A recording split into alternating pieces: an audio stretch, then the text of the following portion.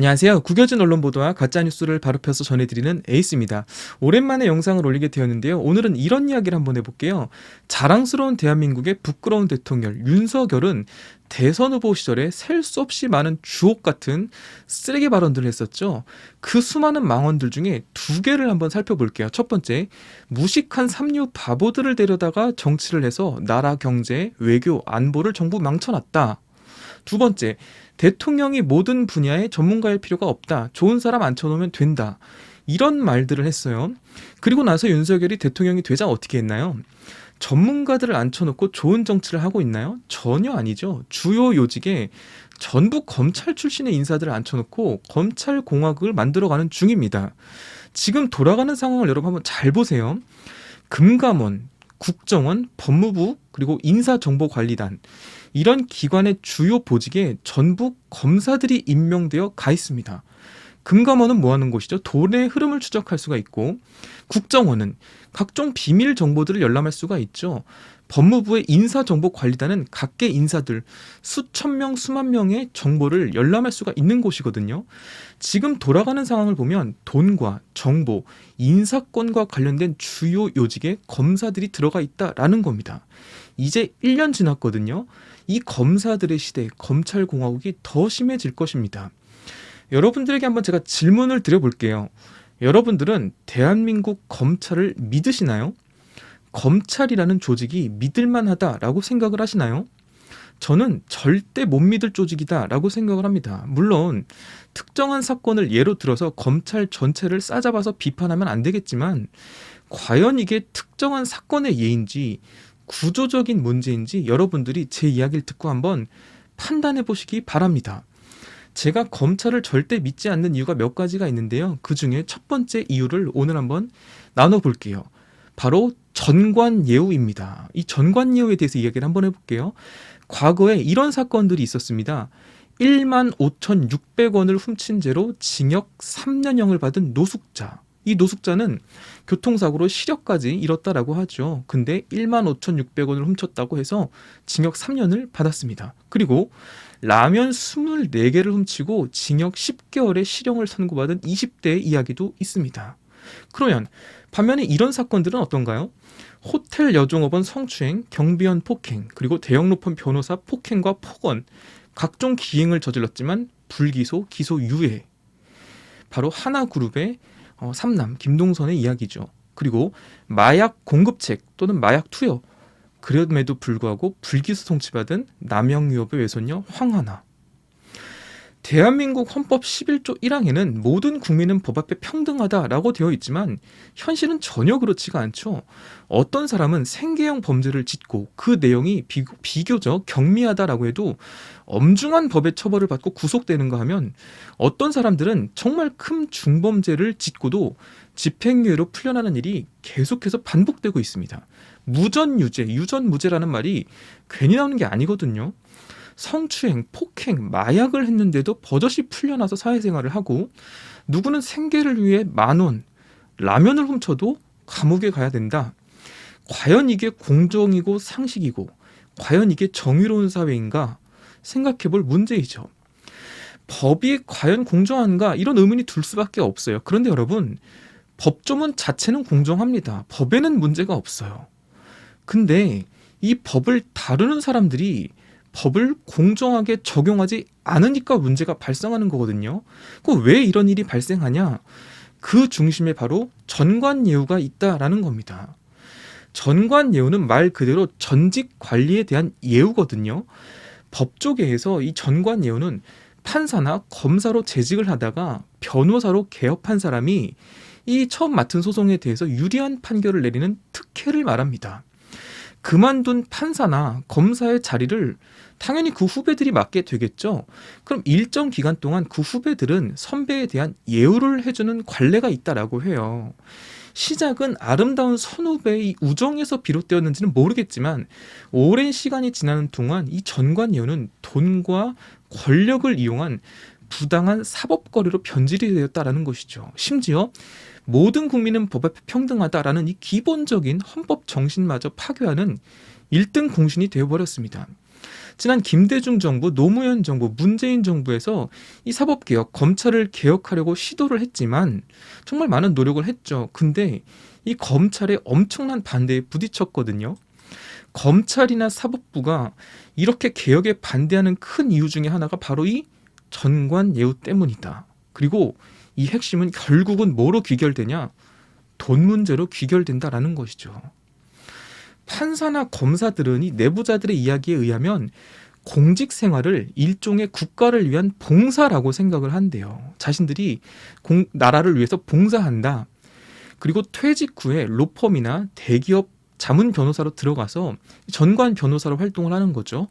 그러면서 막대한 수익을 얻는 것을 그동안 국가에 대한 보상에 대한 퇴직금, 위로금이라고 생각하는 사람들이 많다는 겁니다. 봉사를 하는 동안 권력을 남용하는 것은 뭐 그들이 가진 힘이니까 어쩔 수 없는 일이라고 친다 하더라도 퇴임 이후에 사법거래를 통해 일반인들은 평생 상상조차 할 수 없는 막대한 돈을 버는 것, 이것이 봉사에 대한 보상이다 라고 자기 합리화를 하고 도덕적으로 전혀 거리낌을 갖지 않는다는 것이죠. 심각한 문제가 아닐 수 없습니다. 이 전관예우의 사례는 정말 셀 수도 없이 많아요. 검색해보면 정말 많은 사례들이 나옵니다. 제가 대표적으로 알려진 몇 가지만 좀 나눠볼게요. 이 네이처 리퍼블릭이라는 화장품 회사의 대표 정은호 씨가 100억 원대의 원정 도박으로 구속되었을 때 이 부장판사 출신의 전관 변호사인 최유정, 이 사람의 수임료가 50억 원에 이르는 것으로 알려졌어요. 또 최유정은 이숨투자자문 송모 대표로부터도 50억 원을 받았다라고 하니 한 번의 수임료가 50억 원에 달한다라는 거예요. 그러니까 최유정은 이렇게 100억 원대의 부당한 수임료를 받은 이 변호사법 위반 혐의, 그리고 65억 원의 수임료를 신고를 누락해서 세금을 내지 않아서 조세범 처벌법 위반 혐의로 구속 기소되었습니다. 또 대검찰청 기획조정부장 출신의 전관 변호사인 홍만표는 2012년과 13년에 각각 100억 원에 가까운 소득 신고를 합니다. 이는 국내 개인사업자 소득 랭킹 15위고요. 당연히 법조계 소득 1위를 기록할 정도로 높은 소득을 거두었어요. 이 홍만표는 2014년과 2015년 정은호의 해외 원작 도박 사건을 처리하면서 검찰에서 무혐의 처분을 받게 해주는 놀라운 능력을 발휘하기도 했습니다. 그리고 국힘당의 전신인 자유한국당 대표였던 황교안 있죠. 얼마 전 당대표 선거에도 나왔는데 이분도 과거 로펌 변호사 시절 16개월 동안 16억 원, 즉 월급을 1억 원씩 받는 전관 변호사로 활동을 했고요. 또 차장검사 출신의 정동기 전 감사원장 후보도 7개월간 7억 원을 받았습니다. 이외에도 많아요. 뭐 안대희 전 중수부장, 이용훈 전 대법원장, 박시환 전 대법관, 정웅원 전 총리 등등 이 전관예우 변호사들의 고액 보수 논란은 우리나라 법조계, 정치권에서 끊이지 않고 나오는 논란입니다. 그리고 최근에는 이 한덕수 총리 있죠. 이분도 김앤장에서 20억 원이라는 고액 보수를 받은 것이 논란이 됐었죠. 위의 사람들은 그래도 법조인 출신으로 고액 보수를 받은 건데 이 한덕수는 법조인 출신도 아니거든요. 근데 로펌 회사에서 고문을 하고 고액의 돈을 받았으니 충분히 논란이 될 만하죠. 그런데 이 한덕수 참 대단해요. 기자가 이렇게 질문합니다. 고액 연봉을 왜 받았냐? 고액 연봉 받은 거 아니냐? 그랬더니 한덕수가 뭐라고 해요? 그건 기자 당신 생각이다. 그걸 왜 나한테 묻냐? 돈 준 사람한테 물어야지. 라는 식의 어처구니 없는 답변을 내놓기도 했었죠. 아무튼 이렇게 퇴직 후에도 짧은 시간 안에 현역 때보다 더 큰 돈을 벌 수 있는 것이 이 전관예우의 매력이니까 검찰이나 판사들의 입장에서는 이 전관예우의 기회를 포기하기가 어렵겠죠. 그들이 가진 능력으로 돈을 버는 것, 이걸 뭐 누가 뭐라 하겠나요? 그런데 이 전관예우를 악용해서 사법거래를 한다는 것, 이게 문제죠. 전관예우를 이용하면 그 막대한 수임료를 낼 수 있는 사람들은 어떤 죄를 지어도 사람을 두드려 패고 마약을 처먹고 마약을 운반하고 뭔 짓을 저질러도 법의 처벌을 받지 않게 된다. 이런 게 가능하다라는 거거든요. 변호사법 제1조는 변호사는 기본적 인권을 옹호하고 사회 정의를 실현함을 사명으로 한다라고 되어 있대요. 판사와 검사를 지내고 은퇴해서 대형 로펌에 들어간 전관 변호사의 경우는 이런 변호사법 위에 서서 오히려 자신들의 막대한 금전적 이득을 위해 정의로운 법에 어긋나는 일을 하는 것이다 라는 거죠. 먹이사슬로 따지면 최상위의 대형 로펌이 있고 그 아래에 판사, 검사 출신의 전관 변호사가 있고 그 아래 단계의 법원, 검찰이 있다라는 겁니다. 여러분, 과연 이게 정의로운 사회인가? 우리가 판사와 검사, 이 법조계를 믿어도 되는가 하는 의문이 들 수밖에 없어요. 저와 여러분들 같은 우리 같은 평범한 소시민들이 생각하기에 범죄를 지은 사람들의 유죄와 무죄는 간단하게 정할 수 있을 것 같지만 법원에서 판사는 오직 검사의 공소장과 제출된 증거를 가지고 죄의 유무를 판단하거든요.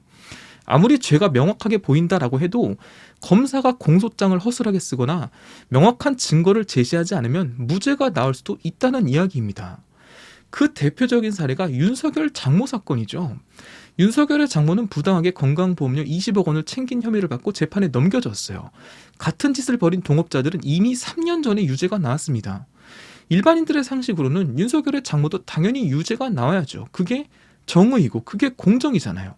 그런데 동업자라고 하는 이 윤석열의 장모만 3년 동안 판결을 질질 끌다가 혼자서만 최종 무죄가 나왔습니다. 1심에서는 징역 3년이 나왔는데 그 판결이 뒤집힌 거예요. 그 이유를 보니까 그 판결이 뒤집힌 이유가 뭐라고 돼 있냐? 검찰의 증명 부족이라고 합니다. 이게 무슨 말이에요? 검찰이 죄를 입증하기 위한 노력을 덜 했다는 거죠. 결정적인 증거를 제시하지 않았다는 겁니다. 판사는 검사가 제시한 증거로만 판결을 하게 되어 있는데 검사가 증거를 제시하지 않으면 판사는 무죄를 줄 수밖에 없다라는 거예요. 참 어처구니가 없죠. 게다가 이 재판을 맡은 재판장, 변호인은 모두 윤석열과 친분이 있는 동문, 동기, 동료였다라는 보도까지 나왔습니다. 그러니까 이게 과연 정의로운 사법부, 정의로운 대한민국인가 의문을 품을 수밖에 없는 거죠. 윤석열의 장모는 이 외에도 다른 혐의들로도 재판을 받고 있어요. 통장 잔고 위조 혐의로도 재판을 받고 있는데 1심에서는 징역 1년이 나왔죠. 2심이든 최종 판결이든 과연 이 건도 유죄가 나올까요? 재판이 4월로 연기되었다라고 하는데 안 봐도 뻔하죠. 이것 봤을 때 거의 100%의 확률로 무죄가 나올 겁니다. 왜? 검사들이 적극적으로 죄를 소명하지 않을 거기 때문이죠. 그리고 윤석열의 부인 김건희는 어때요? 도이치모터스 주가 조작 사건들로 이 공범들은 전부 구속되거나 불기소 처분을 받았어요. 9명이 다 말이죠. 근데 김건희는 경찰의 내사보고서에 공범으로 떡하니 이름이 적시가 되어 있고 최근 다른 공판에서 김건희의 명확한 범죄 사실 정황이 나왔고 또 김건희에 대한 파일도 나오고 주가 조작이 확실시되는 문자 내용까지 공개가 되었는데 소환 조사조차 하지 않고 있습니다. 아니 누가 구속시키랬나요? 그냥 조사라도 하라니까 조사도 안 하고 있어요. 2022년 1월에 검찰이 소환 조사하려고 김건희를 조사하려고 하긴 했다라고 합니다. 그런데 김건희가 뭐래요? 쿨하게 안 나가겠다고 합니다. 와, 우리나라 검찰들 아주 더럽게 힘없는 집단이에요. 이게 다 뭐예요? 전관예우와 관련된 법조계 인사들의 짬짬이 때문에 이런 말도 안 되는 일이 벌어지는 거거든요. 그러니까 대한민국 검사들의 삶이라는 게 검찰에 재직 중일 때는 누구보다 막강한 권력을 휘두르고 검찰을 떠나면 평생이 보장되는 거액의 돈을 받는 전관 변호사가 된다. 이것이 일반적으로 조직에서 승승장구하는 엘리트 검사들이 생각하는 자신들의 삶의 모습이라는 거죠. 물론 모든 검사들이 이런 삶을 살지는 않겠죠. 사회적인 엘리트여야 하고 검찰 조직 내에서 인정도 받아야 되고 높은 자리에 오를수록 더 높은 전관 대우를 받을 겁니다. 그럼 검사들은 어떻게 해야겠어요? 눈밖에 나면 안 되겠죠. 어떻게든 조직에 충성해서 높은 자리로 올라가야겠죠. 이와 관련된 이야기는 다음 시간에 다루도록 할게요. 검찰이 검찰개혁을 반대하는 이유는 여러 가지가 있겠지만 저는 가장 큰 이유로 바로 이 전관예우를 꼽습니다. 왜? 자기도 해먹어야 되거든요. 선배들처럼 자기도 퇴직하고 전관이 되어서 한탕 크게 해먹어야 하는데 사법개혁이 되면 그럼 내 몫은 날아가네? 지금까지는 관례에 따라 선배들 예우해주고 눈 감아주고 나도 이제 퇴직하면 내 차례 내가 누릴 순서가 돌아오는데 개혁이 되어서 그 혜택을 못 누리면 억울하겠죠. 그래서 그들은 지금도 조직의 모든 것을 걸고 필사적으로 개혁을 반대하고 있는 겁니다. 개혁하려는 사람들을 어떻게든 공격해서 어떻게든 악마화해서 개혁을 저지하는 거죠. 그 대표적인 피해자가 누구예요? 바로 노무현 전 대통령 그리고 조국 전 장관이죠. 이 과정에서 인권, 법, 국가, 국민은 안중에도 없습니다. 그냥 국민들 갈라치기, 편가르기, 어떻게든 진흙탕 싸움으로 몰고 가서 자기들의 권력과 이권만 챙기는 것, 이것이 현재 검찰들의 모습이죠.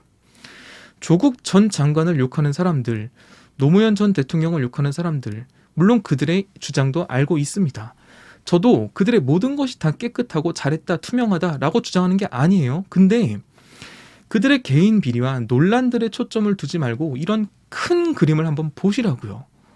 그들이 왜 조국, 노무현 전 대통령을 나쁜 놈으로 만들고 그 가족을 악마화시켰는지, 그 가장 큰 이유는 저는 이들이 바로 검찰개혁, 사법개혁을 정면으로 시도했던 사람들이고, 이 법조 카르텔의 중심에는 힘과 돈이 오가는 전관예우가 있다. 이 전관예우가 없어지지 않는 한 우리나라는 여전히 유전 무죄, 무전 유죄가 법 위에 군림하는 그런 나라가 된다라는 것입니다. 그런 검사들을 믿는다고요? 그런 검사들이 만드는 나라가 정의로운 나라가 될 거라고요? 그게 윤석열이 말하는 공정과 정의라고요? 지나가던 개가 웃을 일이다. 이상 에이스 생각이었습니다.